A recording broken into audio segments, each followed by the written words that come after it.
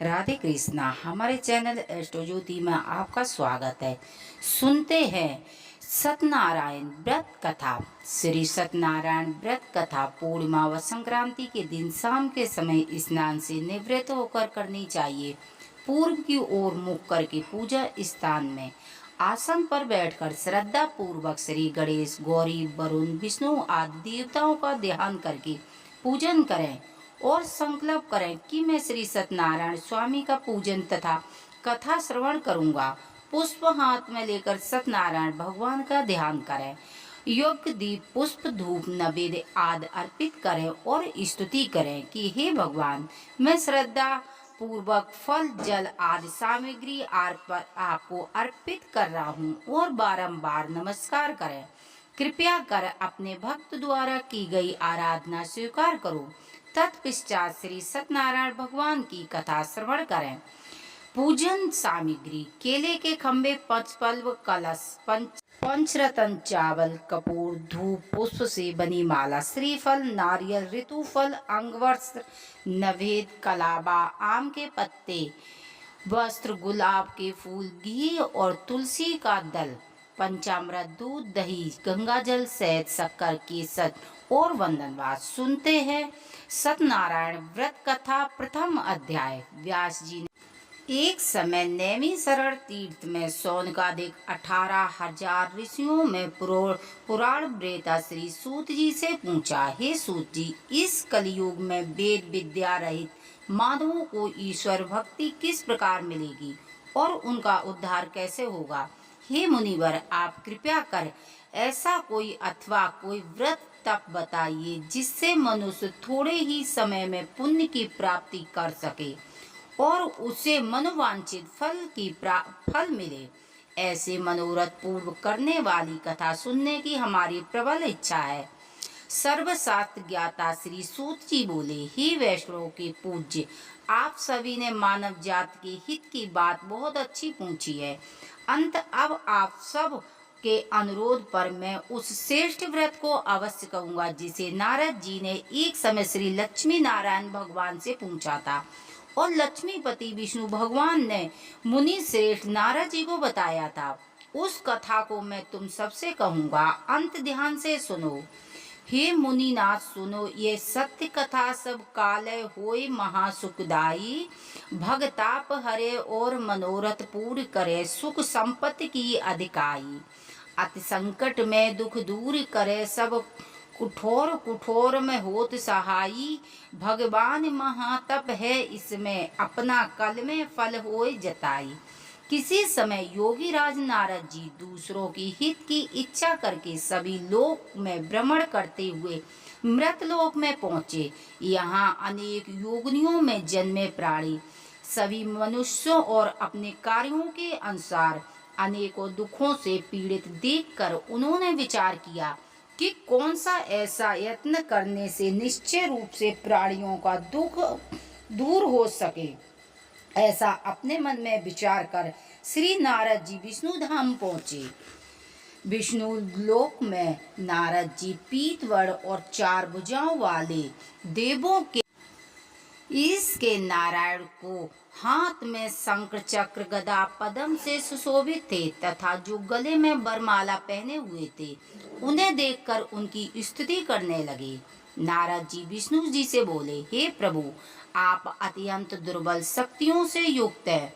मन तथा वाणी भी आपको पाने की असमर्थ है। आपका यदि मध्य अंत कोई नहीं जान पाता। आप निगुण स्वरूप सृष्टि के कारण भक्तों के दुखों को हराने वाले हैं। आपको मेरा नमस्कार है। नारद जी से इस प्रकार स्तुति कर सुन भगवान लक्ष्मीपति विष्णु भगवान बोले, हे मुनि श्रेष्ठ नारद जी, आपके मन में क्या है? आपका आगमन यहाँ किस वश हुआ है? सो निसंकोच कहे। तब नारद जी ने कहा, हे प्रभु, मृतलोक में सभी प्राणी जो अनेक योगिनियों में पैदा हुए हैं, अपने अपने कर्मों द्वारा अनेक प्रकार के दुखों से ग्रसित हैं। हे नाथ, यदि आप मुझ पर दया रखते हैं तो आप कृपा कर मुझे बताइए कि उन मनुष्यों के सभी दुख थोड़े से प्रत्यंत कर कैसे दूर हो सकते हैं। श्री विष्णु भगवान ने कहा, हे नारद, मनुष्यों के हित के लिए तुमने बहुत अच्छा प्रश्न किया है। जिस व्रत के करने से मनुष्य मोहबंध से छूट जाता, वह व्रत मैं तुमसे कहता हूँ, सुनो। बहुत ही पुण्य देने वाला तथा स्वर्ग तथा मृत लोक में दुर्बल एक उत्तम व्रत है, जो आज प्रेम बस मैं तुमसे कहता हूँ। श्री सत्यनारायण भगवान का यह व्रत विधि विधान से पूर्वक संपन्न कर मनुष्य इस धरती पर सुख भोग कर मृत्यु के उपरांत मोक्ष को प्राप्त करता है। श्री विष्णु भगवान के अमृत से ओतप्रोत वचन सुनकर नारद जी बोले, हे प्रभु, उस व्रत का क्या विधान है, उस व्रत का क्या फल है, इस व्रत को पूर्व समय में किस किसने किया है और किस दिन ये व्रत करना चाहिए, कृपया कर इसकी विधि विधान से मुझे विस्तार पूर्वक कहो। मुझे यह सब सुनने की तीव्र इच्छा है। श्री विष्णु भगवान बोले, हे नारद, सभी प्राणियों को दुख सुखों को दूर करने वाला यह व्रत सभी स्थानों पर विजय करने वाला अमोघ अस्त्र शस्त्र भक्ति और श्रद्धा से युक्त मनुष्य की किसी भी दिन श्री सत्यनारायण भगवान की संध्या के समय ब्राह्मण एवं बंद बंदाओं सहित धर्म परायण होकर पूजा करें। भक्त भाव से पूर्ण नवेद केले का फल, शहद, घी, शक्कर या गुड़ के गेहूं का आटा सवाया लें। गेहूं के अथवा साठी का चूर भी ले सकते हैं। इन सबको भक्ति भाव से संपन्न हो श्री भगवान सत्यनारायण को अर्पित करें। बंद बंदाओं सहित ब्राह्मणों को भोजन कराएं। इसके पश्चात स्वयं भोजन करें। रात्रि में नित्य भजन आदि का आयोजन करें। श्री सत्यनारायण भगवान का स्मरण करते हुए समय व्यतीत करें। इस तरह जो मनुष्य व्रत करेंगे उनके समस्त मनोरथ निश्चय ही पूरे होंगे। विशेष काल में कलयुग में मृत लोक में यह एक उपाय है जिससे अल्प समय में कम धन में महान पुण्य प्राप्त हो सकता है। श्री सूत जी बोले, हे ऋषियों, उन्होंने पहले के समय में इस व्रत को किया है। अब मैं उनका इतिहास कहता हूँ, कृपया कर ध्यान से सुनिए। सुंदर काशी नगरी में अत्यंत निर्धन ब्राह्मण रहता था। वह ब्राह्मण नित्य भूख प्यास से व्याकुल होकर पृथ्वी पर भ्रमण करता था। ब्राह्मणों से प्रेम करने वाले श्री विष्णु भगवान ब्राह्मण को दुखी देखकर एक दिन बूढ़े ब्राह्मण के रूप में उस दुखी निर्धन ब्राह्मण के समीप पहुंचकर आदर के साथ पूछा, हे ब्राह्मण, तुम नित्य प्रतिदिन दुखी होकर पृथ्वी पर क्यों घूमते रहते हो? हे श्रेष्ठ ब्राह्मण, ये सब मुझसे कहो, मैं तुम्हारी व्यवस्था सुनना चाहता हूँ। दरिद्र ब्राह्मण बोला, हे, मैं एक निर्धन ब्राह्मण हूँ, भिक्षा के लिए नित्य पृथ्वी पर विचरता हूँ। हे भगवान, यदि आप इस समस्या से छुटकारा पाने का कोई उपाय जानते हो सो कृपा कर मुझसे कहें। वृद्ध ब्राह्मण रूप के मैं विष्णु जी बोले, हे ब्राह्मण श्रेष्ठ, श्री सत्यनारायण भगवान मनोवांछित फल देने वाले हैं। अंत तुम उनका पूजन करो। इस व्रत को करने से मनुष्य दुखों से मुक्त हो जाता है। दरिद्र ब्राह्मण का व्रत का सारा विधान बताकर बूढ़े ब्राह्मण का रूप धारण करने वाले श्री सत्यनारायण भगवान वहां से अंतर ध्यान हो गए। जिस व्रत के विषय में मुझे वृद्ध ब्राह्मण ने बताया है, मैं उस व्रत को अवश्य करूंगा। ऐसा मन में विचार कर निश्चय कर निर्धन ब्राह्मण अपने घर पहुंचा, परंतु उस रात्रि में उसे नींद नहीं आई। अगले दिन वह जल्दी उठा, श्री सत्यनारायण भगवान का ध्यान कर और व्रत का कर निश्चय कर भिक्षा मांगने चल पड़ा। उस दिन दरिद्र ब्राह्मण को भिक्षा में बहुत सा धन मिला, जिससे उसने पूजन का सभी सामान खरीद कर अपने घर बंद बंदाओं के साथ श्री सत्यनारायण भगवान का व्रत किया, जिसके करने से दरिद्र ब्राह्मण सब दुखों से छुटकारा पाकर अनेक प्रकार की संपत्तियों से युक्त हो गया। तब वह प्रत्येक मास व्रत करने लगा। श्री सत्यनारायण भगवान के व्रत को जो मनुष्य शास्त्र विधि के अनुसार श्रद्धा से करेगा, वह सब पापों से मुक्त हो मोक्ष को प्राप्त होता है।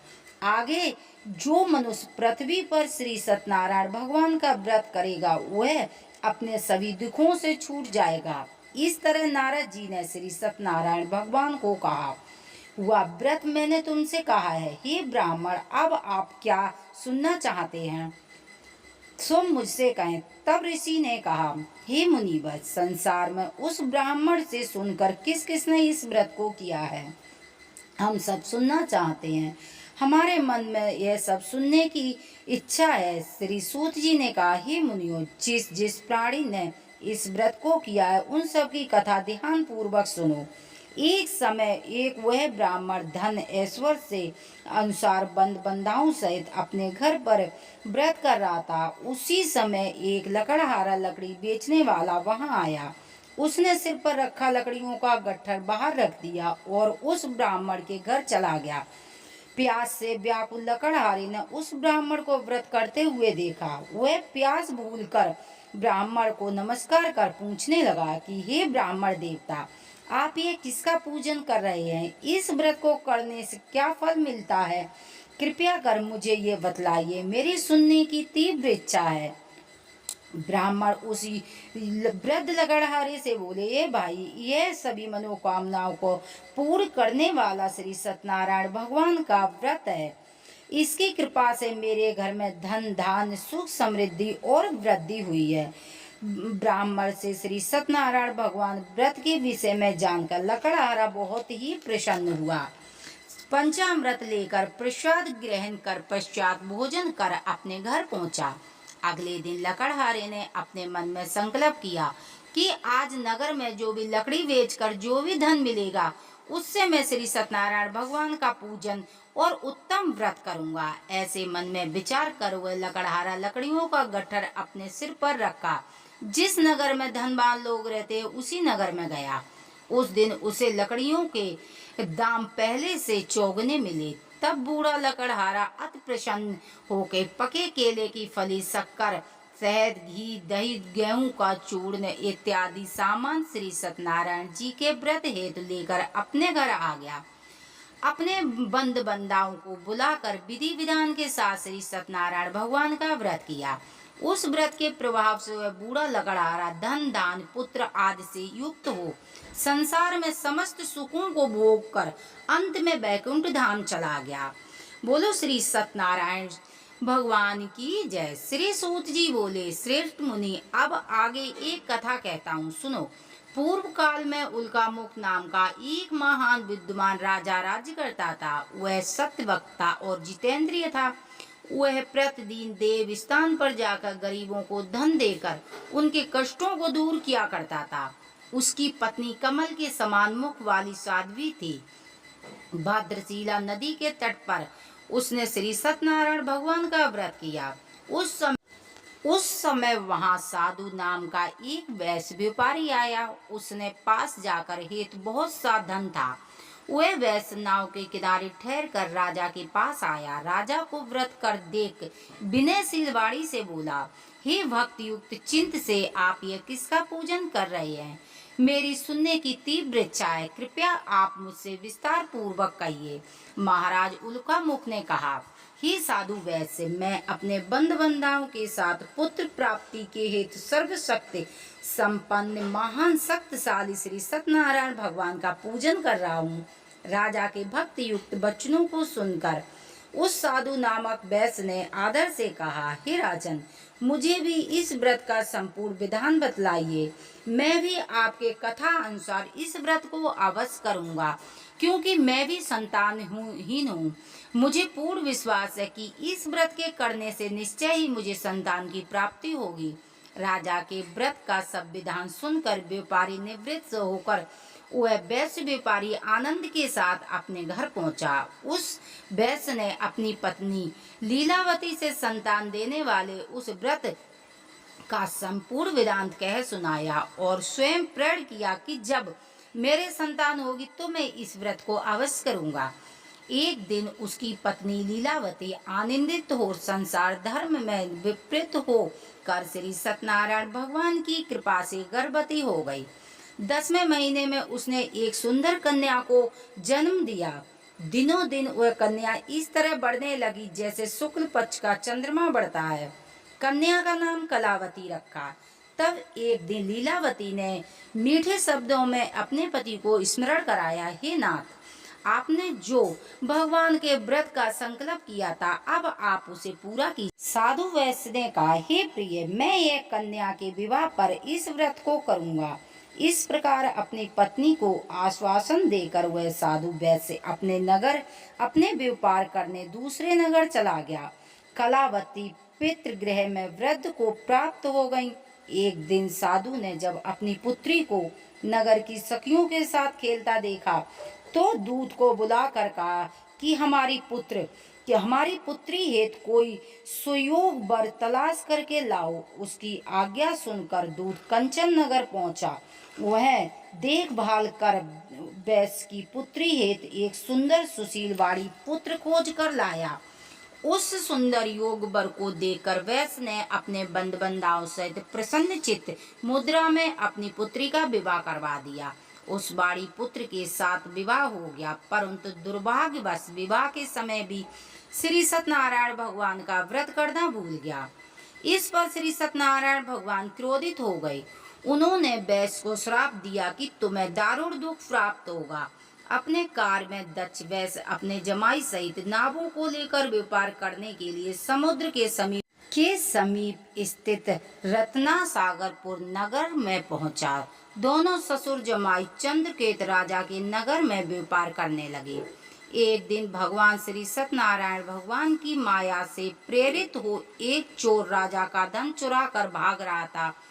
राजा ने सैनिकों को उसके पीछे तेजी से आते देख चोर ने घबरा कर राजा का धन वही नाव में छुपा दिया जहां वे दोनों ससुर जमाई ठहरे हुए थे और स्वयं वहां से भाग गए। जब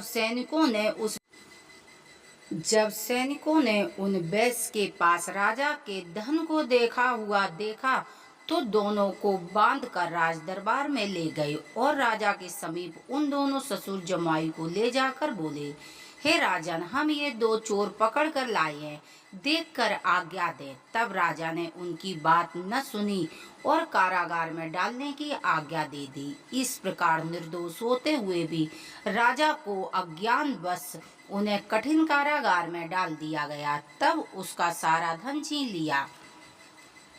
सत्यनारायण भगवान के श्राप के कारण साधु वैश्य की पत्नी लीला व पुत्री कलावती भी घर पर अत्यधिक दुखी हुई। उनके घर का धन चोर चुरा ले गए। शारीरिक व मानसिक पीड़ा तथा भूख प्यास से अंत दुखित हो भोजन की चिंता में लीलावती की कन्या कलावती एक ब्राह्मण के घर गई।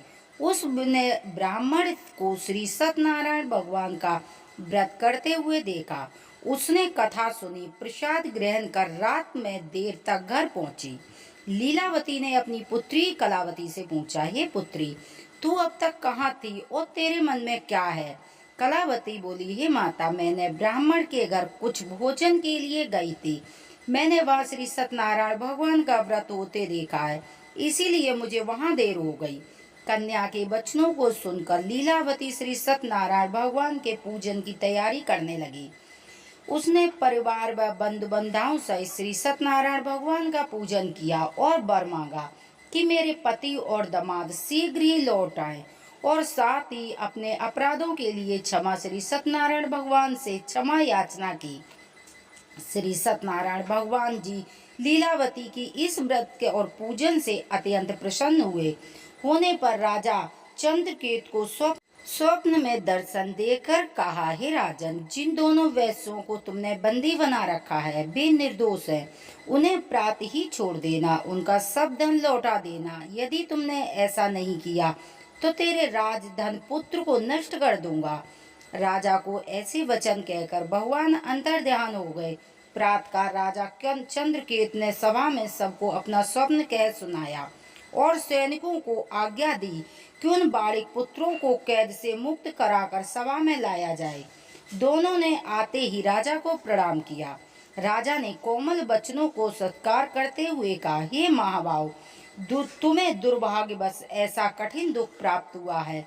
अब तुम्हें कोई भय नहीं है, अब तुम मुक्त हो। ऐसा कहकर राजा ने उनको बहुत सा धन, वस्त्र, आभूषण देकर उन्हें विदा किया। उसने दूना धन लौटाकर आदर सहित उनको विदा किया। दोनों वैश्य अपने घर चल दिए। श्री सूत जी बोले, वैश्य ने मंगलाचार करके यात्रा आरंभ की और अपने नगर चल दिया। उसके थोड़ी दूर आगे बढ़ने पर दंडी भेषधारी श्री सत्यनारायण भगवान ने उनसे पूछा, हे साधु वैश्य, तेरी नाव में क्या है? अभिमानी वाणिक हंसता हुआ बोला, हे दंडी, आप क्यों पूछते हो?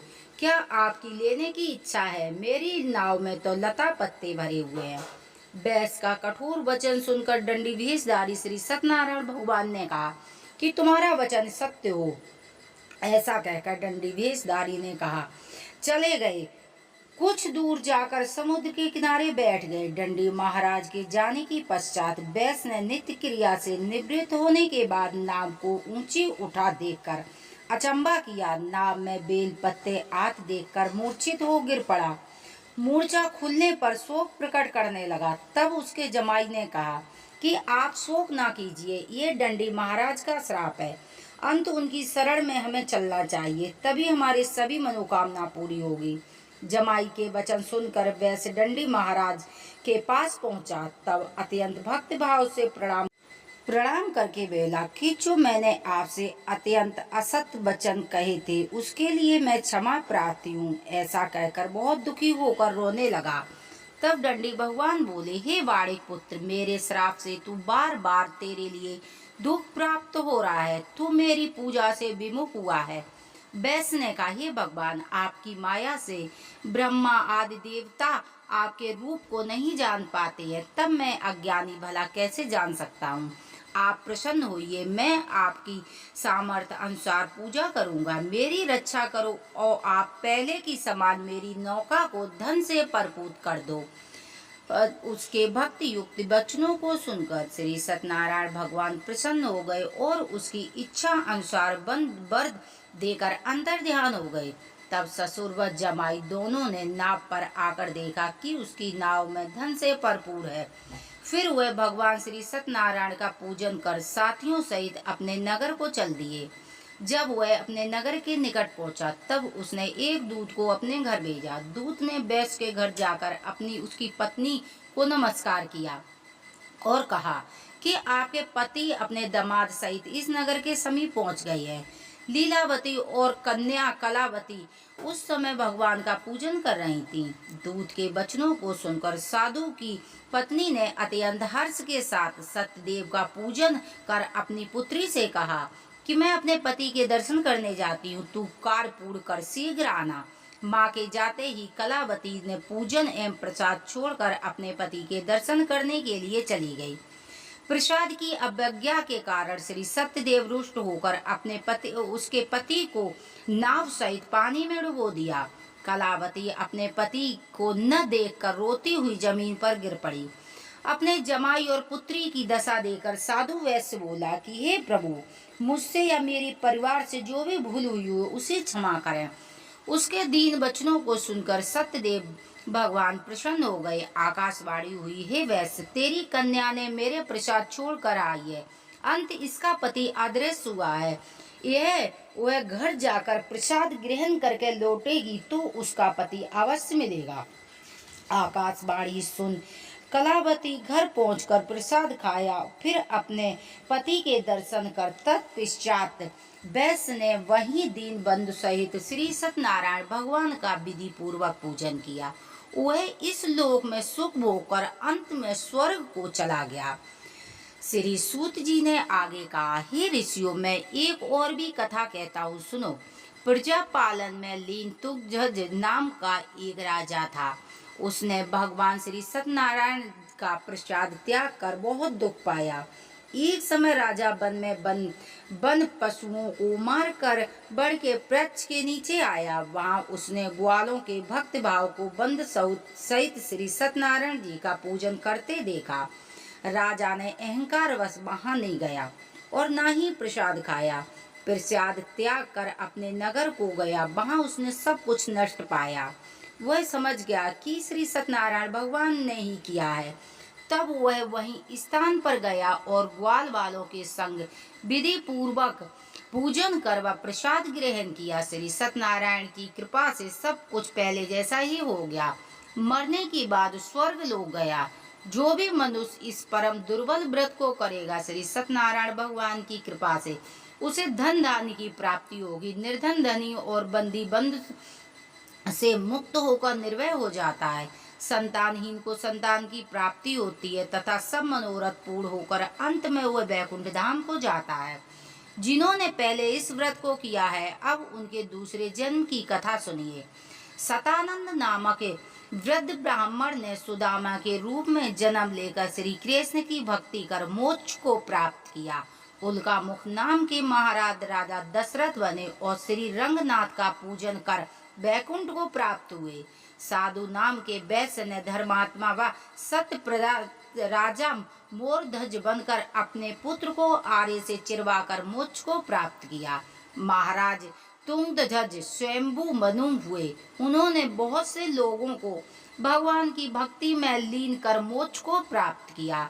लकड़हारा भील अगले जन्म में गृह नाम निषाद राजा हुआ, जिसने भगवान राम के चरणों में सेवा कर मोक्ष को प्राप्त किया। बोलो श्री सत्यनारायण भगवान की जय। सुनते हैं आरती।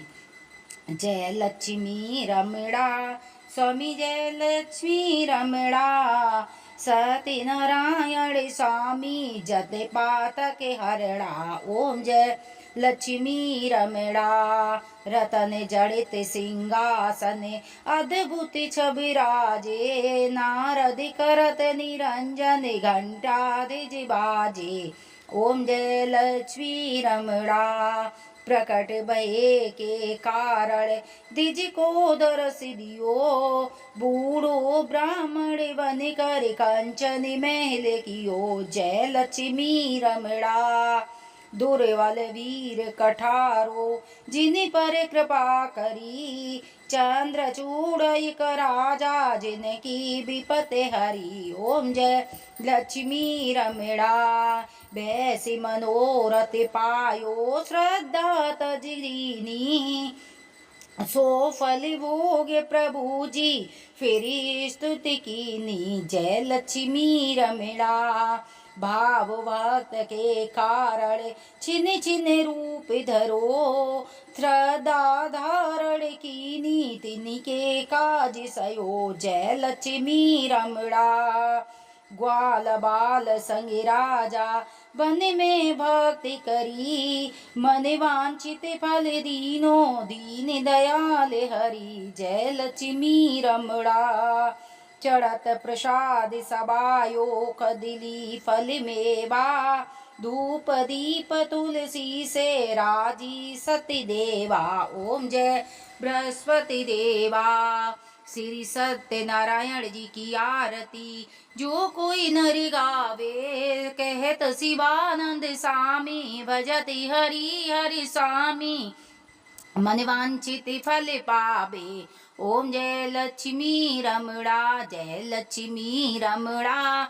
स्वामी जय लक्ष्मी रमणा। सत्यनारायण स्वामी जन पातक हरणा। ओम जय लक्ष्मी रमणा। बोलो श्री सत्यनारायण भगवान की जय। जो कथा पढ़ता है और जो कथा सुनता है उस पर श्री सत्यनारायण की कृपा प्राप्त होती है। हर हर महादेव की जय। बोलो मैया पार्वती की जय। यदि हमारी कथा कहानियाँ आपको पसंद आती हो तो प्लीज चैनल को सब्सक्राइब करें, वीडियो को लाइक करें।